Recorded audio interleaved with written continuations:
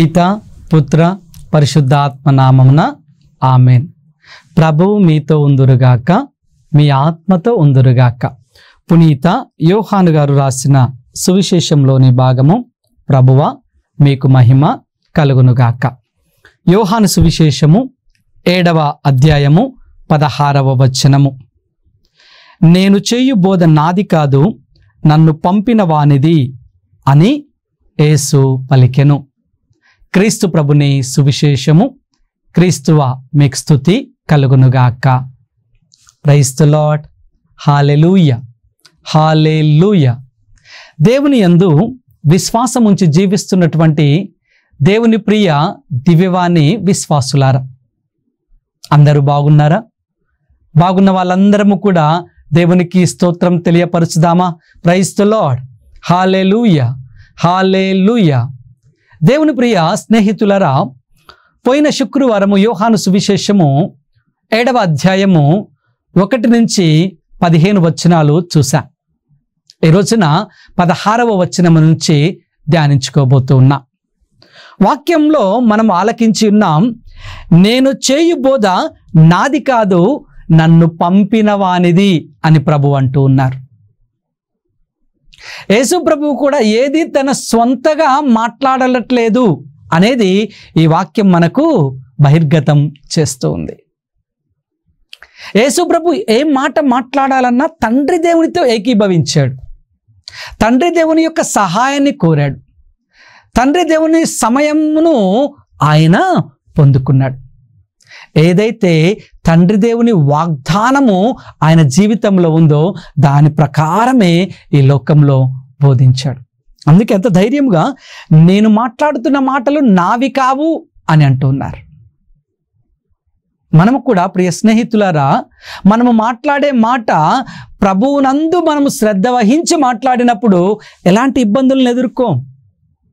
నేనే గెలవాలి, నా మాట నెగ్గాలి అనుకున్న వాళ్ళం ఇబ్బందుల్లో పడిపోతూ ఉంటా. ఎందుకంటే శరీరము ఎప్పుడు కూడా మెప్పును కోరుకుంటూ ఉంటుంది. ప్రభువులో ఉన్నవారు ఎప్పుడు కూడా ప్రభువే మెప్పు పొందాలని కోరుకుంటూ ఉంటారు. చాలా వ్యతిరేకంగా ఉంటూ ఉన్నాయి రెండు కూడా. శరీరము వ్యతిరేకము, దేవునిలో ఉన్నవారు వ్యతిరేకము. దేవునిలో ఉన్నవారు శరీరాన్ని కోరుకోలేరు, శరీరంలో ఉన్నవారిని దేవుణ్ణి కోరుకోలేరు, ఇష్టపడరు కూడా. చాలా సందర్భాల్లో మనం చూస్తూ ఉంటాం. దివ్య బలి పూజలు జరుగుతూ ఉన్నప్పుడు మీరు గమనించారో లేదో, గురువుల్ని ముందుగానే ప్రసంగం ఎవరు చెబుతున్నారో అడుగుతూ ఉంటాం. ఎంతసేపు చెప్పాలో కూడా శరీరము గురువుకు తెలియపరుస్తూ ఉంటుంది. సర్వసాధారణం దేవుని ప్రియ బిడ్డలారా. అందుకే యేసు ప్రభు చక్కటి మాట అంటున్నాడు, నేను మాట్లాడుతున్నది నా మాటలు కాదు, దేవాతి దేవుడు నా ద్వారా మాట్లాడుతూ ఉన్నాడు. కాబట్టి మీ జీవితములను మలుచుకొనండి, మార్చుకొనండి అని ఆయన పండుగ రోజులలో ఆయన సెలవిస్తూ ఉన్నారు. ఇంకా వాక్యాన్ని చూసినట్లయితే యోహాను 7వ అధ్యాయము 17వ వచనాన్ని, దేవుని చిత్తమును నెరవేర్చువారు, దేవుని చిత్తమును నెరవేర్చువారు ఈ లోకం పరంగా ఉంటారు. ఎందుకంటే అది దైవ చిత్తం కాబట్టి, దేవుడు వారి ద్వారా మాట్లాడాలనుకున్నారు కాబట్టి దైవ చిత్తాన్నే మనం నెరవేర్చాలి. అందుకే శతాధిపతి ఏమంటాడు, నా చిత్తం కాదు ప్రభు, నీ చిత్తాన్ని నా జీవితంలో నెరవేర్చండి అంటాడు. ఆయన చిత్తానికి మన జీవితాన్ని వదిలిపెట్టాలి. ఎందుకంటే శ్వాస ఇచ్చినది ఆయన. ఆదికాండము 1వ అధ్యాయంలో ఆ యొక్క వట్టి బొమ్మను తయారు చేసి ఆ యొక్క ముక్కులో ఆయన ఏం చేశాడు, వాయువును ఊదాడు అని ఆదికాండం 1వ అధ్యాయం సెలవిస్తూ ఉంది. కావుననే ప్రియ స్నేహితులారా, ఆయన చిత్తానికి మన జీవితాన్ని వదిలిపెట్టినప్పుడు ఆయన మన జీవితంలో గొప్ప కార్యాలు చేస్తాడు. ఎప్పుడైనా మనము ఆయన చిత్తానికి మన జీవితాన్ని సమర్పించామా? ఆత్మ పరిశీలన చేద్దాం. ప్రార్థనలు చేస్తాం, చేయట్లేదని మనం అనం, కానీ లోకంలో పడిపోయి ఇది అవుతుందా కాదా, ఇది అవ్వకపోతే ఎలా అనే ఆలోచనలో మనం పడిపోయి మన విశ్వాసాన్ని మనం కోల్పోతున్నప్పుడు మన ఆశీర్వాదాన్ని కూడా మనము వెనుకకు నెట్టివేస్తూ ఉంటాం. అందుకే దైవ చిత్తాన్ని నెరవేర్చడానికి యేసుక్రీస్తు ప్రభు ఈ లోకానికి వచ్చారు. దైవ చిత్తాన్ని నెరవేర్చి చూపించారు. మనల్ని కూడా దైవ చిత్తాన్ని నెరవేర్చమని ఈ రోజున కోరుకుంటూ ఉన్నారు. అందుకే మనము యోహాను సువిశేషము 7వ అధ్యాయము 18వ వచనాన్ని చూసినట్లయితే కనుక స్వాధికారముతో మాట్లాడువాడు తన కీర్తి కొరకే వెతుకును. స్వాధికారం, నేను నా కీర్తి కోసము ముందుకు పోవాలి అంటే నా గురించి మాత్రమే మాట్లాడుతాను. నేనే గొప్ప, నేనే చేశాను, నేను నేను నేను అనే మాట పదే పదే పదే మనం మాట్లాడుతూ ఉంటాం. ఇదంతా స్వార్థము, మనము ఎదగటానికి అంటున్నాడు. కానీ ఆధ్యాత్మికంగా దేవుణ్ణి కీర్తించువారు ఎప్పుడు కూడా మనల్ని కీర్తించుకోవటానికి ఇష్టపడరు.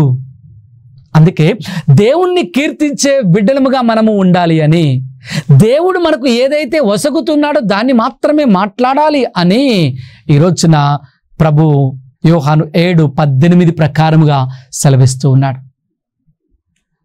మానవుని యొక్క కీర్తి అవసరం లేదు దేవుని ప్రియ బిడ్డలారా. ఆయన మనల్ని సృష్టించింది కేవలము ఆయనను సన్నుతించటానికి, స్తుతించటానికి, కీర్తించటానికి, ఆయన నామాన్ని గౌరవింపచేయటానికి. అది మర్చిపోతున్నాం, మన ఇష్టానుసారంగా జీవిస్తున్నాం. అందుకే దేవుని యొక్క కార్యాలు మన జీవితంలో చూడలేకపోతూ ఉన్నాం. ఇంకా ముందుకు వెళ్ళినట్లయితే ప్రియ దేవుని బిడ్డలారా, యోహాను సువిశేషం 7:19లో మోషే మీకు ధర్మశాస్త్రమును ఇయ్యలేదా, కానీ మీలో ఎవడునూ ఆ ధర్మశాస్త్రానుసారము ప్రవర్తించుటలేదు. నిర్గమకాండము 3వ అధ్యాయంలో మోషేను యావే దేవుడు పిలిచాడు. నిర్గమకాండము 19-20 అధ్యాయాలలో ఆ యొక్క ఇజ్రాయేలు ప్రజలందరూ కూడా ఒక పాలిలో, ఒక నియమంలో జీవించటానికి 10 ఆజ్ఞలను ఇచ్చారు. ఆ 10 ఆజ్ఞలను ఎంతమంది మీరు పాటిస్తూ ఉన్నారు? మోషే ఆజ్ఞలను మీరెవ్వరూ పాటించటం లేదు. ఆ ఆజ్ఞలన్నిటినీ మీరు మాయం చేసి మీకు అనుకూలమైనటువంటి ఆజ్ఞలను మోషే ప్రసాదించినటువంటి ధర్మశాస్త్రంలో లిఖించుకున్నారు. ఇదే కదా మోషే చెప్పినది అని మాట్లాడుతూ ఉన్నారు. దేవుని ప్రియ బిడ్డలారా, ఆత్మ పరిశీలన చేద్దాం. మనకు ఏదైతే అనుకూలముగా ఉంటుందో అది తప్పైనప్పటికీ 10 మంది ద్వారా ఆ తప్పుని ఒప్పు చేసి మనము తేలికగా ముందుకు పోతూ ఉన్నాం. 10 ఆజ్ఞలన్నిటిని పక్కన పెట్టేశాం. మనకిష్టమైనటువంటి ఆజ్ఞలను ఇదే ఆజ్ఞగా మనం ఏం చేస్తున్నాం అనుకొని ముందుకు నడుస్తూ ఉన్నాం. ఎవరు కూడా ధర్మశాస్త్రంలో మోషే ఇచ్చినటువంటి ఆజ్ఞను పాటించటం లేదు. తిరుసభలో ఇచ్చినటువంటి నియమ నిబంధనలను ఎవరు పాటించటం లేదు. అందుకే క్రైస్తవత్వంలో కూడా ఏమవుతుంది అంట, బాధలు, ఇబ్బందులు ఎక్కువైపోతూ ఉన్నాయి. క్రైస్తవ కుటుంబాలలో ఎందుకు బాధలు, ఇబ్బందులు ఎక్కువ అయిపోతున్నాయంటే దైవ చిత్తాన్ని మనము నెరవేర్చలేకపోతూ ఉన్నాం. ఎప్పుడైతే దైవ చిత్తాన్ని మనం నెరవేరుస్తూ ఉంటామో దేవుని బిడ్డలముగా ఆయన ఆశీర్వాదాలతో నింపబడతాం. అబ్రహాము దేవుని చిత్తాన్ని నెరవేర్చాడు. ఆదికాండం 12వ అధ్యాయం మనం చదివినట్లయితే, దేవుని ప్రియ బిడ్డలారా, అబ్రహాము దేవుని చిత్తాన్ని నెరవేర్చినప్పుడు నీవు నేను దైవ చిత్తాన్ని నెరవేర్చలేమా? అబ్రహాము సాధారణమైనటువంటి మనిషి. దేవుని చిత్తాన్ని నెరవేర్చాడు కాబట్టే విశ్వాసాన్ని నిలబెట్టుకున్నాడు. విశ్వాసాన్ని నిలబెట్టుకున్నాడు కాబట్టి విశ్వాసానికి పితామహుడిగా నిలిచాడు. తిరుసభలో ఈ రోజున కూడా ఆయన గురించి గొప్పగా మాట్లాడుతూ ఉన్నాం. దైవ చిత్తాన్ని నెరవేర్చువాడు ఏమవుతాడంట, తిరుసభలో మాట్లాడుకునే బిడ్డలుగా మారిపోతూ ఉంటారు. Praise the Lord. Hallelujah, hallelujah. దేవుని ప్రియ బిడ్డలారా, నోవా ఆయన జీవితాన్ని చూసినట్లయితే దైవ చిత్తాన్ని నెరవేర్చాడు. నీ ఓడను నిర్మించు అంటే నిర్మించాడు. వర్షం అంటే తెలియదు, ఎలా ఓడ నిర్మించాలో తెలియదు, అన్నీ కూడా దేవుడు చెప్పినట్లుగా చేసెను. నోవా దైవ చిత్తానికి లోబడెను అనగానే నోవా తిరుసభలో నిలిచిపోతూ ఉన్నాడు. అమ్మ మరియ తల్లి లూకా సువిశేషం మనం చూసినట్లయితే 1-2 అధ్యాయాలు, నీ చిత్తం నా జీవితంలో జరుగునుగా కానీ మరియ తల్లి మాట్లాడింది. అందుకే ఆమె పరలోకమునకు భూలోకమునకు తల్లిగా నిలబడిపోతోంది. ఎప్పుడైతే మనము దైవ చిత్తాన్ని నెరవేరుస్తూ ఉంటామో ఆశీర్వదింపబడతాము అని వాక్యం మనకు నేర్పిస్తుంది. ధర్మశాస్త్రంలోనిటువంటి ఆజ్ఞలను మనం ఎప్పుడైతే పాటించగలుగుతూ ఉంటామో అప్పుడు మనము దైవ చిత్తాన్ని అనుసరించిన వాళ్ళం అవుతామని జ్ఞాపకం చేసుకోవాలి ప్రియ స్నేహితులారా. అందుకే యేసు ప్రభువు ఈ మాటలన్నిటినీ జ్ఞాపకపరుస్తూ కూడా ఏమంటున్నారు? మీరు ఎందుకు నన్ను చంపబోతూ ఉన్నారు? యోహాను సువిశేషం 7వ అధ్యాయం 21వ వచనం. ఎందుకు మీరు చంపాలని ఆలోచనలు చేస్తూ ఉన్నారు అని ఆయన ప్రశ్నిస్తూ ఉన్నారు. ప్రియ స్నేహితులారా, ఎక్కడైతే మంచి ఎక్కువగా నిలబడుతూ ఉంటుందో, మంచి పెరుగుతానికి ప్రయత్నం చేస్తూ ఉంటుందో అక్కడ ఆ మంచిని నరికివేయటానికి ప్రజలు చూస్తూ ఉన్నారు. ఈ రోజున యేసు ప్రభువుని కూడా చంపటానికి ఆలోచనలు చేస్తూ ఉన్నారు. ఎందుకంటే ఆయన దైవ చిత్తాన్ని పాటిస్తూ ఉన్నాడు, దైవ చిత్తాన్ని తెలియపరుస్తూ ఉన్నాడు. అందుకే ఆ దైవ చిత్తాన్ని తెలియపరచడము ధర్మశాస్త్ర బోధకులకు, పెద్దలకు, ప్రజలకు ఇష్టం లేకుండా ఉన్నది. అందుకే ఆయనను చంపాలని చూస్తూ ఉన్నారు.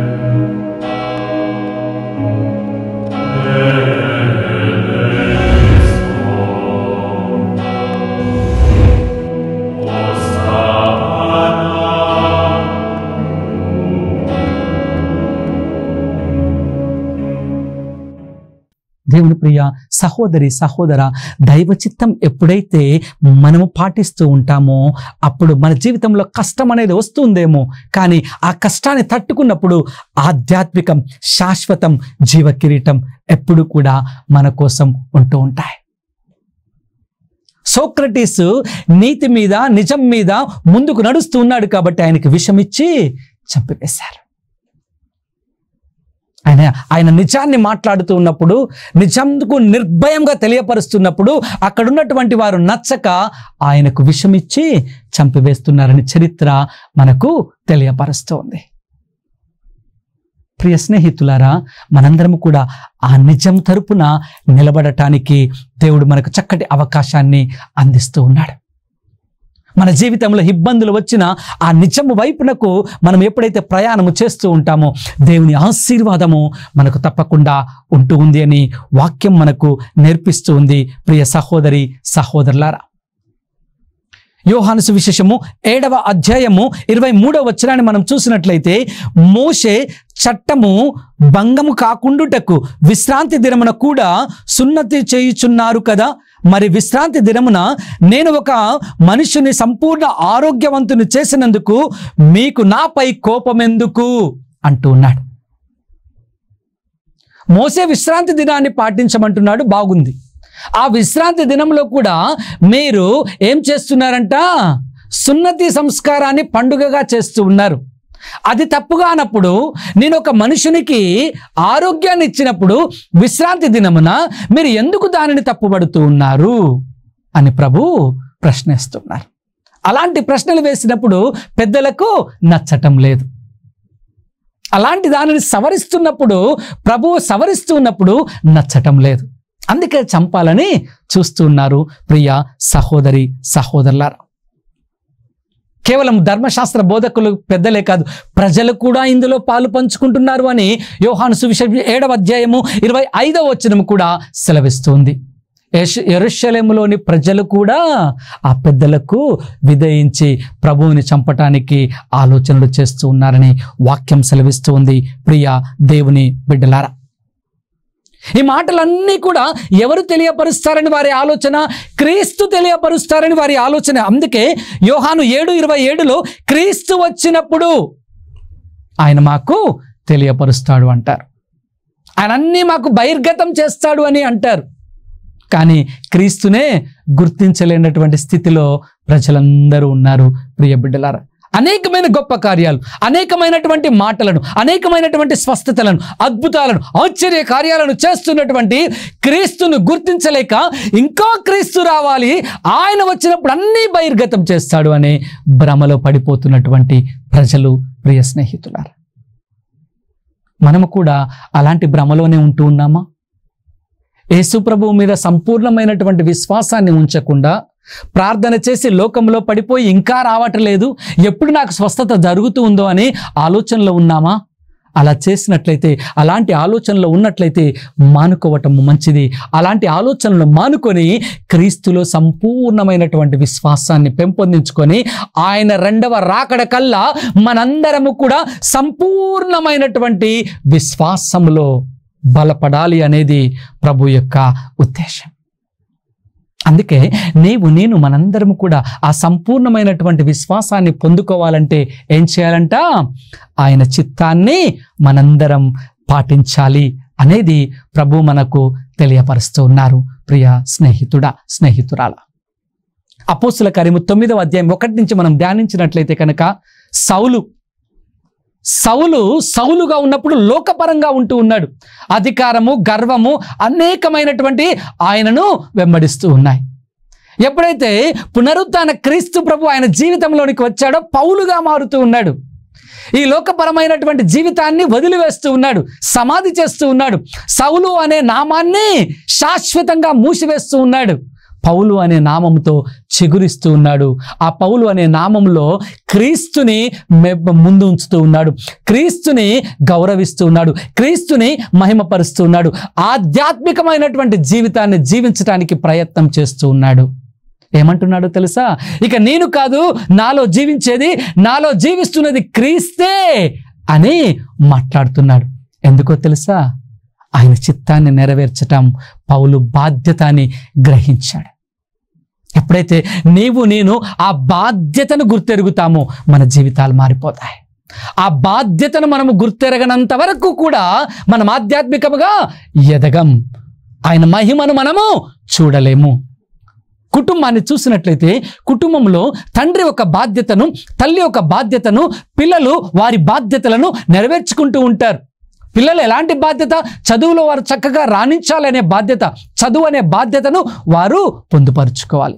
తల్లిదండ్రులు కుటుంబానికి సంబంధించినటువంటి అన్నిటినీ బాధ్యతతో సక్రమంగా నెరవేర్చుకోవాలి. అదే విధముగా మనము కూడా క్రీస్తుని మనందరము కూడా కలుసుకోవాలి అంటే, క్రీస్తు విశ్వాసంలోనికి మనం రావాలి అంటే ఆధ్యాత్మికతను మనందరము కూడా బాధ్యతగా స్వీకరించాలి. ఎప్పుడు స్వీకరిస్తున్నాం ఆ బాధ్యతను అంటే జ్ఞానస్నానంలోనే మనం స్వీకరిస్తూ ఉన్నాం. ఎప్పుడైతే ఆ బాధ్యతను మనం స్వీకరిస్తామో ఆయన చిత్తాన్ని నెరవేర్చే బిడ్డలముగా ముందుకు కొనసాగాలి. అప్పటి వరకు కూడా మనం ఎన్ని ప్రార్థనలు, ఎన్ని పూజా బలులు, ఎన్ని ఉపవాసాలు ఉన్నా బాధ్యత లేనటువంటి జీవితాన్ని జీవించి ప్రయోజనం లేదు. అందులో ఆధ్యాత్మికమైనటువంటి బాధ్యత లేనప్పుడు మనం ఆధ్యాత్మికంగా ఎలా సంతోషపడగలుగుతాం? ఆత్మ పరిశీలన చేద్దాం. క్రీస్తు ప్రభు దైవ చిత్తాన్ని అంతటిని నెరవేరుస్తూ ఆధ్యాత్మికంగా ఆయన ఆనందిస్తూ ఉన్నాడు. అనేక మంది ప్రజలకు ఆయన యొక్క మాటలను తెలియపరుస్తూ ఆయన ఎంతో సంతోషంతో ఉంటూ ఉన్నారు. ఎన్ని ఇబ్బందులున్నా క్రీస్తుకి, ఎన్ని ప్రశ్నలున్నా, ఎంతమంది చంపాలని చూసినా, ఎన్ని మాటలు అంటున్నా కానీ ఆయన లోకంలోనికి చూడకుండా ప్రభువు వైపునకు, దేవుని వైపునకే చూశాడు. కాబట్టి ఈ మాటలు, అవమానాలు, ఇబ్బందులు, చంపడాలు ఏవి కూడా ఆయన హృదయాన్ని కానీ ఆయన ధైర్యాన్ని కానీ ఏమీ చేయలేకపోతున్నాయి. ఎందుకంటే క్రీస్తు ప్రభు దైవ చిత్తాన్ని నెరవేర్చడానికి లోకానికి వచ్చాడు. నిన్ను నన్ను సృష్టించింది కూడా దైవ చిత్తాన్ని నెరవేర్చమని. ఎలా? ఒక కుటుంబ బాధ్యత, ఒక యజమానుడిగా, యజమానురాలుగా, క్రైస్తవుడిగా, క్రైస్తవరాలుగా, కథోలిక తిరుసభలో బిడ్డగా, సంఘంలోని బిడ్డలుగా మనందరము కూడా క్రైస్తవ తిరుసభ యొక్క బాధ్యతలను ఎప్పుడైతే నెరవేర్చగలుగుతామో అప్పుడు క్రీస్తులో మనము అడుగుపెట్టిన వాళ్ళం అవుతాం, క్రీస్తులో ఎదిగిన వాళ్ళం అవుతూ ఉంటామని వాక్యం మనకు నేర్పిస్తూ ఉంది. దేవుని ప్రియ బిడ్డలారా, యోహాను సువిశేషము 7వ అధ్యాయము 28వ వచనాన్ని మనం చూసినప్పుడు, అప్పుడు యేసు దేవాలయమున బోధించుచు ఎలుగెత్తి, మీరు నన్ను ఎరుగుదురా, నేను ఎక్కడి నుండి వచ్చితినో మీకు తెలియనా, నేను స్వయముగా రాలేదు, నన్ను పంపిన వాడు సత్య స్వరూపుడు, ఆయనను మీరు ఎరుగరు. నేను ఎక్కడి నుంచి వచ్చానో మీకు తెలుసా? ఇజ్రాయేల్ ప్రజలందరికీ కూడా తెలిసినటువంటి మాట ఏమిటి అంటే, యేసు ప్రభువు దేవుని కుమారుడు బెత్లెహేము నుండి రావాలి అని. యేసుక్రీస్తు ప్రభు బెత్లెహేము నుండి రాలేదా? దావీదు వంశము నుండి రాలేదా? ఇవన్నీ కూడా మర్చిపోతూ ఉన్నారు. ఇవన్నీ కూడా వారికి జ్ఞాపకం ఉండటం లేదు. గలిలయలో పెరిగినటువంటి సంఘటనలు మాత్రమే వారికి గుర్తొస్తూ ఉన్నాయి. చరిత్రను మర్చిపోతూ ఉన్నారు ప్రియ బిడ్డలారా. అందుకే మీరందరూ నన్ను ఎరుగరా అంటూ ఉన్నాడు. నేను ఎక్కడి నుంచి వచ్చినానో నన్ను పంపిన వానికి తెలుసు అంటూ ఉన్నాడు. దేవుని ప్రియ బిడ్డలారా, ఈ రోజున ఆ క్రీస్తుని మనం గుర్తెరుగుదాం. క్రీస్తు అనగా రక్షించువాడు అని తెలుసుకుందాం. ఆ రక్షించువాని వైపునకు మనం నడుద్దాం. తద్వారా నడిచినప్పుడు ఆయన ఎవరో మనకు సంపూర్తిగా తెలియపరుస్తాడు. ఎవరు పంపించారో సంపూర్తిగా మనము గ్రహించగలుగుతాం. గ్రహించగలిగినటువంటి నీవు నేను మనందరము కూడా క్రీస్తు యొక్క బిడ్డలముగా ఎదగగలుగుతామని వాక్యం మనకు నేర్పిస్తోంది. అందుకే యోహాను సువిశేషం 7వ అధ్యాయం 30వ వచనంలో మనం చూస్తూ ఉన్నాం, వారు ఆయనను పట్టుకొన యత్నించిరి, కానీ ఆయన గడియ ఇంకను రానందున ఎవడును ఆయనపై చేయి వేయలేదు. ప్రైజ్ ద లార్డ్, హల్లెలూయా. ఈ మాటలన్నిటినీ తెలియపరిచిన తరువాత మళ్ళీ ఎక్కడికి వెళ్తున్నాడు? యోహాను సువిశేషం 7వ అధ్యాయము 6వ వచనానికి వెళ్తున్నారు. ఆయన సమయము ఇంకనూ రానందువలన ఎవ్వరు కూడా ఆయన మీద చేయి వేయలేదు.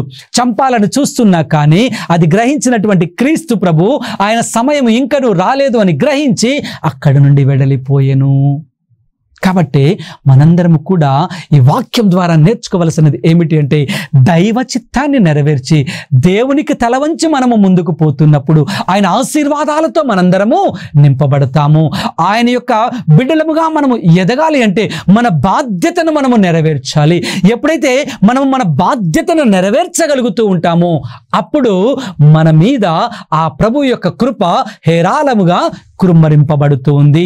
ఆ కృమ్మరింపబడినటువంటి కృప ద్వారా మనము ఏమి సాధించాలి అన్నా కూడా ఈ లోకంలో సాధించి క్రీస్తుకు సాక్షిగా నిలబడగలుగుతాము.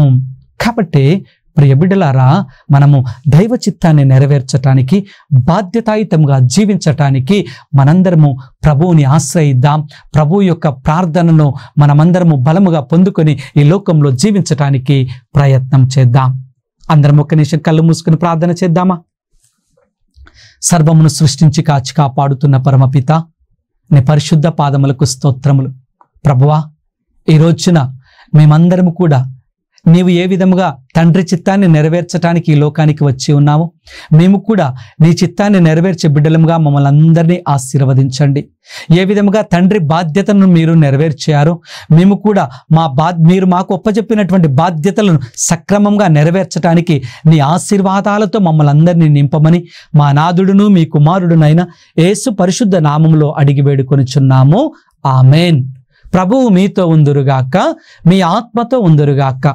సర్వశక్తిగల సర్వేశ్వరుడు పిత, పుత్ర, పరిశుద్ధ ఆత్మ మిమ్మల్ని అందరినీ ఆశీర్వదించి కాచి కాపాడుదురుగాక. ఆమేన్.